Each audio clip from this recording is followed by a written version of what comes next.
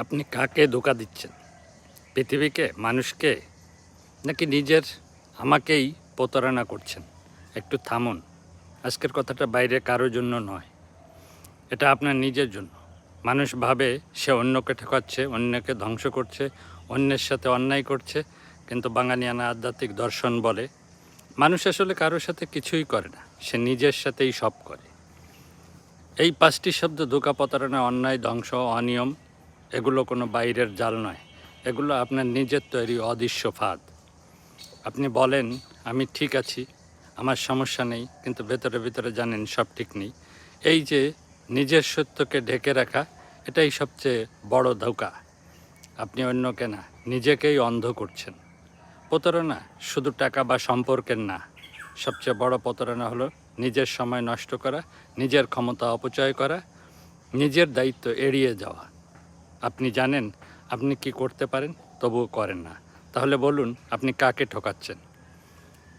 অন্যায় মানে শুধু অন্যের ক্ষতি না, অন্যায় মানে নিজের সত্যকে অস্বীকার করা। আপনি জানেন কোনটা সঠিক, তবুও ভুল পথ বেছে নেন।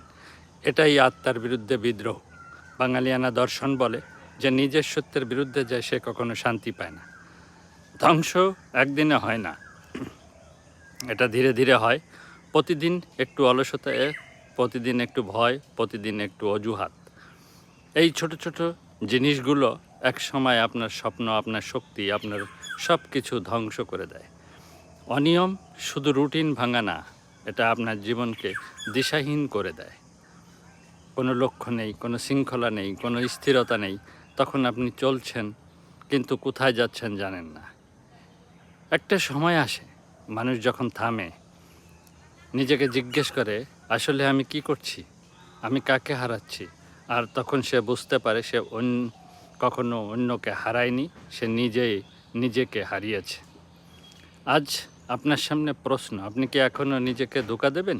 আপনি কি নিজের সাথে প্রতারণা চালিয়ে যাবেন? আপনি কি নিজের বিরুদ্ধে অন্যায় করবেন? আপনি কি নিজেকে ধ্বংস করবেন? আপনি কি অনিয়মেই ডুবে থাকবেন? নাকি আপনি থামবেন, নিজেকে দেখবেন, সত্যকে গ্রহণ করবেন? পৃথিবী বদলানোর আগে নিজেকে বাঁচান, কারণ আপনি যদি নিজেকেই হারান তাহলে আপনার জয়ের কোনো মানেই নেই।